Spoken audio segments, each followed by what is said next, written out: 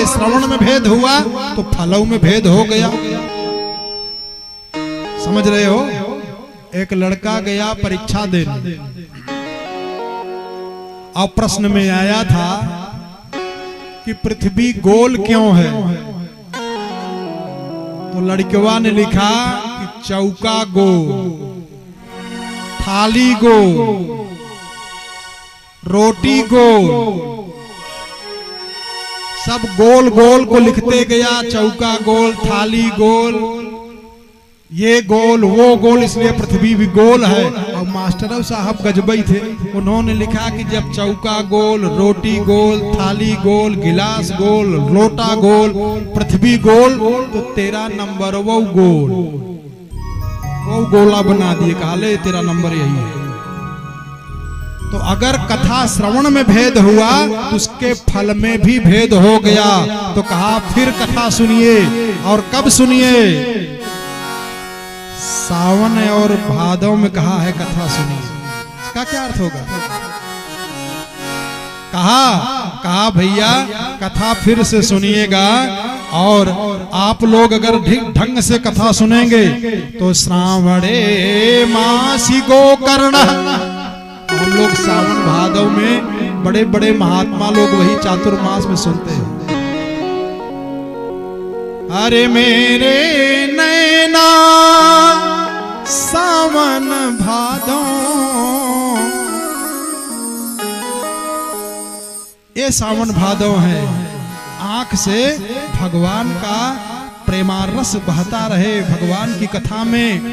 अरे मम गुण गावत पुलक शरीरा, गद गद गिरा नयन बहनीरा। मम गुण गावत पुलक शरीरा, गद गद गिरा नयन बहनीरा। गुण गावत पुलक शरीरा, गद गद गिरा नयन बहनेरा। मम गुण गावत पुलक शरीरा, गद गद गिरा नयन बहनेरा। ऐसी कथा सुनो तो जरा थोड़ा देर सावधान होकर के इस कथा का भाव समझ लें, विशेष भाव समझ लें। ये जो तुंगभद्रा नदी है, माताएं भी ध्यान दें, विशेष ध्यान दें, आप लोग भी ध्यान दें। जो तुंगभद्रा नदी है, तुंग माने होता है जल्दी, और भद्र माने होता है कल्याण। जल्दी कल्याण करने वाली एक नदी है जिसका नाम है तुंगभद्रा। और वो तुंगभद्रा नदी कौन है? ये मानव शरीर ही तुंगभद्रा है। और इस मानव शरीर रूपी तुंगभद्रा नदी में ये जो आत्मदेव है, ये जीवात्मा है ना, यही जीवात्मा आत्मदेव ब्राह्मण है। और ये आत्मदेव ब्राह्मण जो जीवात्मा है, इसका संसर्ग हो जाता है तामसी बुद्धि, द्वैत बुद्धि से। इसकी पत्नी कौन बन जाती है? द्वैत बुद्धि, जो तामसी बुद्धि है, उसी से जीवात्मा संसर्ग करता है। और जब ये संसर्ग कर लेता है तो इससे अविवेक रूपी धुंधकारी पैदा हो जाता है। धुंधकारी समझ रहे हो ना? अविवेक है, अज्ञान है, मूर्ख है। ये मूर्खता की वृत्ति, अविवेक की वृत्ति, अज्ञान की जो वृत्ति है, यही धुंधकारी हो जाता है। और ये 5 वेश्याओं से दोस्ती कर लेता है। ये 5 वेश्याएं कौन कौन है जानते हो? ये 5 वेश्या हैं, और इसी से जीव फंस करके दुर्गति को चला जाता है। ये 84 लाख योनियों में भटक जाता है। ये 5 वेश्याएं कौन कौन है? 5 विषयों के जो विकार हैं, जो विषय हैं, वही है जैसे रूप, स्पर्श, गंध। ये जो 5 विषय हैं, यही 5 वेश्याएं हैं। रूप है, रस है, गंध है, स्पर्श है, घ्राण है।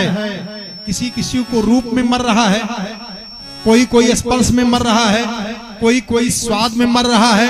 यही 5 वेश्याएं हैं और इन्हीं 5 वेश्याओं के चक्कर में ये जीव अपना कल्याण नहीं कर पाता है, तड़प करके मार दिया जाता है। और जब इसकी अकाल मृत्यु होती है, ध्यान देना, अकाल मृत्यु का मतलब क्या होता है? संतुष्ट नहीं हुए तब तक मर गए, ये अकाल मृत्यु है। जैसे अभी आपकी स्वाद से मन नहीं भरा, आपका रूप से मन नहीं भरा, और बढ़िया कोई दिख जाए, और बढ़िया कोई दिख जाए, ये कैसे मिटेगा? अरे भगवान के स्वरूप का एक बार दर्शन कर लो, पूरा दुनिया का जितना भी रूपवान है सब फीका लगने लगेगा। रूप से आप बच गए। और घाण भगवान के चरणों पर चढ़ी हुई तुलसी का एक बार स्वाद ले लो, आपके जीवन से हमेशा के लिए स्वाद से मस्त हो जाओगे। ये 5 विषय जो हैं, यही 5 विषय से फंस जाता है। संसार के जितने जीव हैं सबकी दुर्गति होती इन्हीं 5 विषयों से। आली गज मीन पतंग मृग ये जरहिए कही आँच। ध्यान देना, रावण को यही चिट्ठी लिख करके भेजा था, रामानुज दीनी यह पाती नाथ बचाई जुड़ावहु छाती। रावण को लक्ष्मण जी ने कहा था, बड़े विद्वान हो रावण, तुम जान लो तुम्हारी क्या दुर्दशा होगी। आली गज मीन पतंग मृग, आली माने होता है भंवरा। भंवरा में केवल एक दोष है, नहीं तो भंवरा कभी मरे न। भंवरा में क्या है? घ्राण का विष पड़ा हुआ है। वो चला जाता है कमल के फूल के अंदर, और चाहे तो क्षण मात्र में जो भंवरा इतना तेज होता है कि लकड़ी काट दे, तो कमल की कोमल पंखुड़ियों को नहीं काट सकता है। लेकिन रात्रि गमिष्यति भविष्यति सुप्रभातम, वो सोचता क्या है? भंवरा कमल के पुष्प में जब जाता है और जब सूर्यास्त हो जाता है तो कमल का पुष्प बंद हो जाता है। वो भंवरा चाहे तो काट के निकल जाए, लेकिन सोचता क्या है भंवरा? रात्रिर गमिष्यति भविष्यति सुप्रभातम, रात बीत जाएगी, सुबह होगा, फिर पुष्प खिलेगा, फिर मैं इस कमल के पुष्प के पराग का रसपान करके मस्त रहूंगा। और उसी में कोई मतवाला हाथी आता है, उस कमल के पुष्प को पकड़ करके पैर से मसल देता है, और उसी के अंदर भंवरव बेचारा राम नाम सत्य कर जाता है। ऐसे ही हम लोग भी मर रहे हैं। रात्रि गमिष्यति, जिस भोग को भोगे हो उसी भोग को बार बार भोग रहे हो, बार बार भोग रहे हो, लेकिन मन भर नहीं रहा है।